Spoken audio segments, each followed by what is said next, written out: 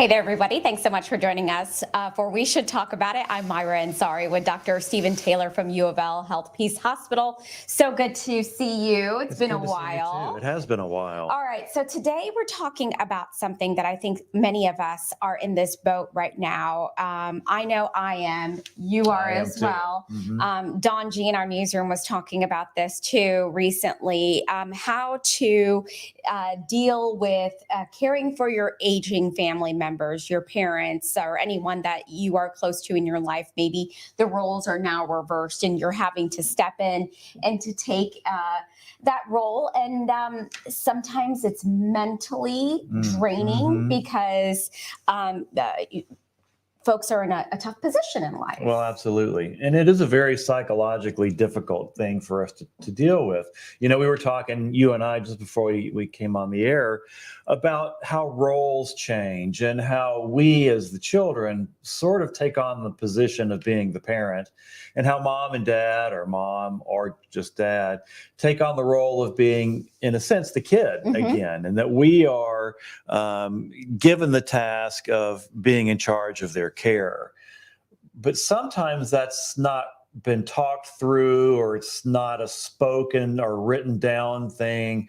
And that can be a real challenge for us when we are in a position where we have to make decisions about how mom and dad are being treated, and be taken seriously as an authority on that topic. And just from a logistical position, it can be a challenge, but also from a psychological position is a challenge too. Absolutely. If you have a question for Dr. Taylor about this topic, caring for your elderly family members, how to mentally cope with that, please put it here in the chat and we'll try to get it answered for you today. You know, I think a lot of it, is it harder for the parent, or is it harder for the child, do you think? Or is it hard for both equally? It's definitely hard for both, to be sure. It's hard for us when we're younger, taking care of our aging parent, to put ourselves in their position of losing their autonomy. And that's a lot of what they're struggling with. You know, maybe they've gone through a downsizing where they're living in an assisted living facility, or maybe they've even gone to a nursing home where they're occupying a single room. So they've gone from this life where they've had independence, rooms and rooms in their houses, full of all their stuff. They're surrounded by their lifetime of accumulation of things. And there's this process of trimming that down, giving things away, marking things that you and I are going to inherit, that we're going to take over. It's beginning to think about their own mortality and the end of their lives. And those are all challenging things for us to think about anyway. But it can feel a little bit like they're being erased. And that can have a really powerful impact on them psychologically when they feel like they're just sort of disappearing. And so part of what I think they're struggling with is that feeling. We could be struggling with it too in our own way, because we are kind of seeing them disappear. The room we used to stay in when we went home to visit isn't there anymore. Some of the furniture that we identify with them isn't there anymore. The plates and the silverware we used to sit down to dinner with them are gone, or somebody else has inherited them, or they could be a lot of things that we begin to see them just kind of beginning to fade away, even if they're still physically present. So I think psychologically, that's a very big piece of what happens, as we're aging and dealing with our aging parents. I'm glad you said that, because that's big for someone to feel like that, right? Yeah, it's a lot. You've been a fixture in your children's lives for years, and now your children may have their own lives, their own family, and they're moving forward, and you're in that standstill place in life right now, right? Right. So how do you make them feel better? Well, that's a good question, because the other thing that was popping into my mind as you're talking was that notion of feeling left behind too, like things are passing them by. So one of the ways is to, in any way you can imagine, to try to help include them, bringing them pictures of the graduation, showing them what's going on in the world, kind of including them on the things that you're doing, letting them know simple things like, oh, we had dinner at that restaurant we all like, and describing the time there, trying to include them in ways, even though they can't physically be there, I think can be a helpful thing that we can do with our aging parents. That's actually a good point. We're kind of in that graduation end of year phase for a lot of people. Maybe grandparents can't be there. That's the situation I'm in. And, I know my parents feel bad about it. And my kids are like, why can't they come? Well, they're not well. Right. It's hard for them to travel. Yeah. And it's hard to kind of explain it to little kids too, why maybe a fixture that was there has had to back away a little bit. Right. Yeah, and they're dealing with their own grief too. One of the things, that I think parents can really struggle with is being in that in-between position. You're the child of these aging parents, and you may be the parent of your own kids. And so you're brokering two different kinds of relationships at the same time. And in some ways on different levels of understanding of what's going on too. And sometimes with our aging parents, it can be just like with our kids, on an intellectual level, they may be on the same level. The way we talk to a very small child might be fairly concrete and straightforward. We may talk to kids in a very matter-of-fact sort of way. They may not understand the metaphors we use to describe our everyday lives. And sometimes our aging parents are the same way. They need the same kind of concrete explanation of things. Yeah. They may not be in a position with their mental state to tolerate or to understand or to be able to process very complicated or metaphorical ways of thinking. So how do we explain to our family members, okay, I'm stepping in now and I'm making these decisions for you because these decisions need to be made, and you become the authority figure. That's kind of hard for parents to look at their children doing that because, the way my parents always say to me, no matter what, you're still my little baby, my little girl. So it's hard, even if I'm in my mid 40s, for them to really take me seriously sometimes, right? I think that's exactly right. It can be a big challenge. I think one of the ways we can talk with our parents about our role as their provider, if in the best of circumstances, maybe they've written up their wills and maybe they've drafted agreements that make us as their kids their power of attorney. So there's some kind of legal authority that we're acting on that can give us a little bit of support in the decisions that we're making and the way we think about what we're doing with mom and dad. Maybe in the worst of situations, none of that stuff has been kind of ironed out, and it's being done as you're trying to figure out what to do with them. And maybe they don't have the mental capacity to engage meaningfully in a topic of discussion about it, which can make it a real painful transition, especially if we have to have the courts appoint that authority to us and mom and dad don't get to be part of the process of naming us there. That can be a very challenging and difficult thing.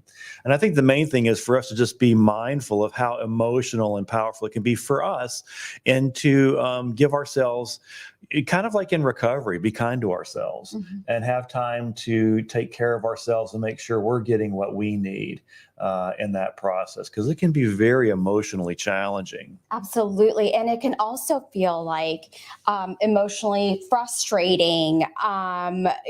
There's times where you just want to get mad. You just want to scream. You just want to yell like, oh my God, just let me. I know. You get really frustrated. Right. Well, like with our own kids, if they're going to frustrate us and we are going to want to yell at them, which we try not to do, but we have to have some way to process those feelings, and not using the kid as the vehicle for that processing. And the same thing is true for mom and dad. We don't want to beat them up because we're frustrated at them.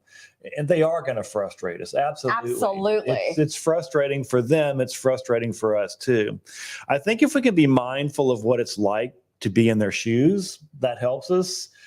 Gives us a little bit of capacity to tolerate our frustration about it. We know it's hard for them. And of course, they're going to be angry about it. And that makes sense that they would be. And if we can keep that in mind, it makes it a little bit easier for us to tolerate it. Absolutely. I think the word standing out in our conversation, Dr. Taylor, is the feeling of being erased, that word. To me, in just this 10-minute conversation that we've had so far, we forget that person has been around maybe for 60, 70, however many years. And then for them to possibly feel that emotion, for sure, it has got to be really difficult. It is hard. I was just thinking about the erasure thing as you were talking. And I was thinking about, one of the things my dad loved to do was take pictures. So his room is just plastered with all the photographs he's taken over the years. So he can look at them, and whenever the nurses come in, they'll ask about them and he can talk about them. And it's sort of a way of holding on to his identity of who he is and who he was, so that he's not just vanishing. And I think that's an important thing, that things like that are important to our parents, that we can sort of shepherd along, kind of gives them something to hold on to, so they don't feel quite so lost and left out. So speaking of the word erased, how do we say, if we are in that phase in life where transitioning our family members into a assisted living facility or a nursing home or that sort of thing, how do you help that person feel like, okay, yes, we are moving you here, and it's not because we don't love you or care for you, but this is the best option. Right. You're not being erased. Right. And help them, give them the opportunity to be a part of bringing with them the things that mean something to them. Because, you have things that are meaningful to you. They have things that are meaningful to them. Sometimes those are the same things, but sometimes they're different. I was thinking about a family that I know whose the aging parents had died, and the children were talking to their kids. So it was, the children and the grandchildren who were sort of looking at the landscape of things that were left behind and asking, what do you want? What means something to you? And they were really struck at how their kids saw things meaningful that meant nothing to them. So as their aging parents had acquired things long after the kids had moved away from home, the grandkids grew up with those things, and they were very meaningful to the grandchildren, but meant nothing to the children. Yep. It wasn't. And the same thing would be true for the parents. What means something to mom and dad might be very different from what means something to you. Absolutely. I'm kind of in that position too. With my mother is very attached to things. I'm not. And I don't necessarily want those things, and it's not meant as disrespect. I just don't want It's them. just things. Yeah, it's just things to me. But they're her things, and I have to sometimes understand that, and they're valuable to her, but I know that it's not, I just don't look at it the same way. Right. And I think one of the ways that our aging parents hold on to some of their autonomy is by including them in the decision making. What are we doing with these? What do you want to see happen to this stuff? Who do you want to have get X, Y, or Z? It's interesting when I have conversations with my dad.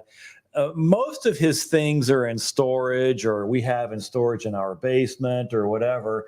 And he'll ask about them, and I'll tell him where they are. And he seems happy about that, that it's not gone, it's being held somewhere.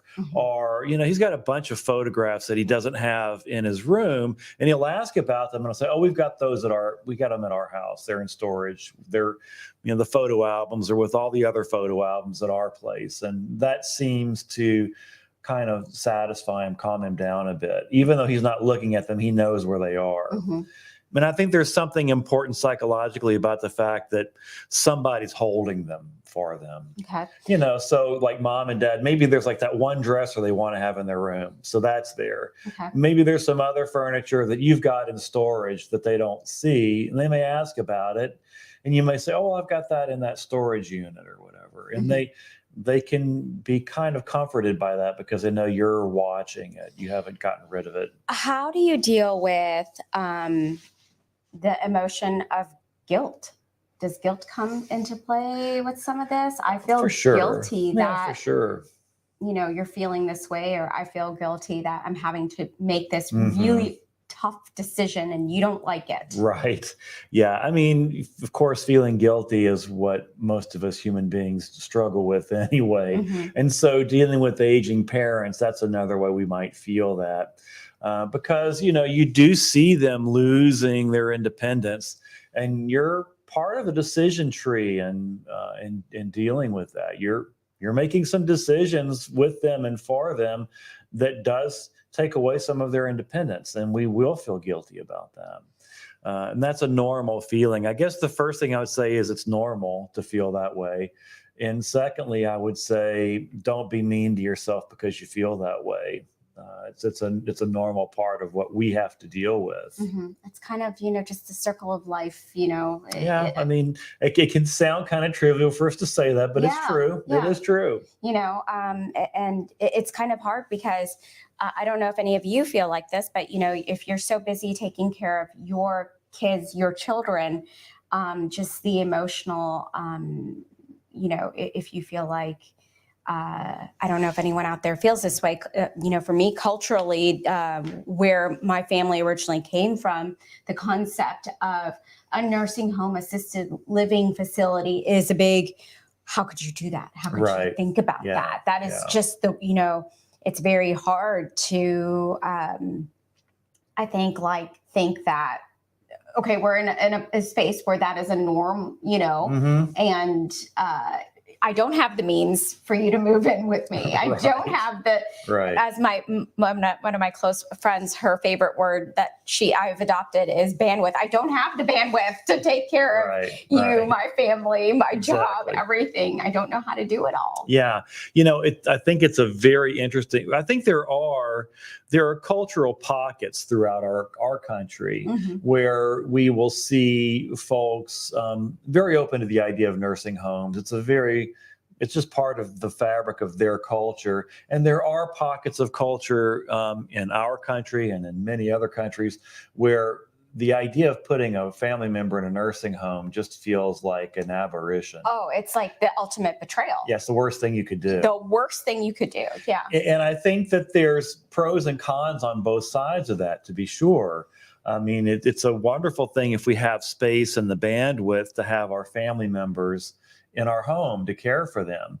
But it's not a reality that a lot of us have space or the capacity to do. Mm-hmm. And so I think when we kind of go back to your question about guilt, that the guilt can live on both sides of that. Mm-hmm. There can be guilt about, how you might feel put upon or overwhelmed by having an aging family member in your home. And there can be the same kind of guilt about having put them in a nursing home.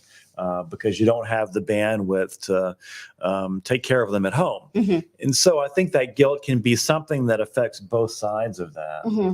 And I always tell people to be open for, if you've got the aging parent living at home, keep yourself open to your own capacity and what you can do. If you don't have the bandwidth to care for them and they might get better care if they're in a nursing home as opposed to being at home where you feel like you're being forced to watch them and just don't have the bandwidth to be there. Mm-hmm. They could be in a better situation in a nursing home. Absolutely. And for some folks, there is the bandwidth to care for them at home. You can have them there. You've got the resources to provide care, and that's what you want to do. That's good too. I mean, I don't think there's a right or wrong answer for how we take care of our aging parents, but we just have to be mindful of what we can and can't do and what makes the most sense for the situation we're in. Yeah, absolutely. I think that's key to it. What am I going to do that makes the most sense for everybody, even though unfortunately it may hurt some people along the way. It may hurt me to make this really tough decision. It may hurt my children to see you like this. Right. It may hurt you, but in the long run, if you fall, there's someone to pick you up. If you need regular medication, there's someone to make sure you're doing this. I can still work and you can get the care. I mean, there's so many things to keep in mind. Yeah. You just said something about in the long run, I think. And I was thinking about, using short-term solutions for long-term problems. Oh my gosh, that's what my husband says. Right? and then we have a tendency to use long-term solutions for short-term problems sometimes. And I think that can sometimes get involved in taking care of our aging parents. We want to try to match short-term solutions to short-term problems and long-term solutions to long-term problems. That's what we want to be able to do. But sometimes we get those reversed. And I think that's where things can become a bit of a frustrating scenario for us. Yeah. You know, maybe having mom and dad in a nursing home is a short-term solution to a short-term problem. And if we can think about it that way, that's wonderful. And sometimes it is the long-term solution for a long-term problem. And I think if we can sort of couch the problem and the solution into the same kind of conversation, I think we're at least on a stronger footing for moving forward, both for ourselves and for our parents. Absolutely. Mandy George wrote, nice talk, Mandy. Madelie George wrote that. Thank you for adding that comment there. I know that a lot of us are in this situation and we just don't know what to do. Like, it's really overwhelming. And, you know, maybe you're an only child out there. That's me, you know, or maybe you have siblings and siblings live across the country. And who does it fall upon? What do you do? I mean, it's a lot of. It can be a lot, and you can feel like you're alone in it too. And I think that's maybe another layer for us to think about too, that we can feel isolated and alone in dealing with the problem, and that's where sometimes the nursing homes can be helpful. It's a resource that can help us deal with something we can't deal with alone. Even hospice is one of those organizations that can help us deal with a situation that's overwhelming for us to deal with by ourselves. And it's a way of sort of reassuring us that we're not alone in this. And that's one of the things that I think is crucial. Yeah. The feeling of isolation and being alone is such an easy sort of trap to fall into. Absolutely. So, Dr. Taylor, maybe the best thing is we talk to our family members. What would you like? Okay. What is realistic? This is what I can do. This is what I cannot do. Maybe seek some professional guidance in this as well. But also the big part of this, I think, is to be mindful of your mental health in all of this as well, and recognize that this is a lot to take on. Right, exactly. I think that's exactly right. And I think, you know, we all want to be deferential and inclusive. I mean, that's how we want to live. I think most of us, and we want to hear the perspective and point of view of our family members on the other side. But sometimes when a 2-year-old is acting out, sometimes you just have to pick the 2-year-old up and put them in timeout, right? Sometimes reasoning with them is just not going to work. True. And sometimes with our aging parents, that can be the same thing. We want to include them in the choices and decisions that need to be made for their care, but sometimes they're not going to be mentally in a position where they can do that. And we have to be aware of that and be open for the possibility that sometimes we just are going to have to decide. Yeah. That's hard, but sometimes we do have to do that. All right. This has been a great conversation. I know that I'm glad that we said what we wanted to say in this podcast, because I think this is something that most of us are going to be in a position of this, and it's emotionally hard. It is hard. You know, when the roles are reversed and now, you know, you're no longer the child, you are the adult, and the parents are now more of the childlike figure in the relationship, and it's hard on them. It is hard. Yeah. Anything that I didn't ask you, Dr. Taylor, that you want viewers to know? Well, I would just say, you know, continue to be open for your own feelings and make room for yourself. And when possible, to be able to be inclusive with you and your parents in the choices and decisions you make. And sometimes be open to the fact that it's going to be you, and find those resources that help you, whether it be a nursing home, hospice, nursing care, in-home nursing, all of those resources that we can make use of. Okay, perfect. Dr. Taylor, great to see you. It's good to see you again, too. All right. I'm Myra Ansari with Dr. Stephen Taylor from UofL Peace Hospital for We Should Talk About It. Have a great day.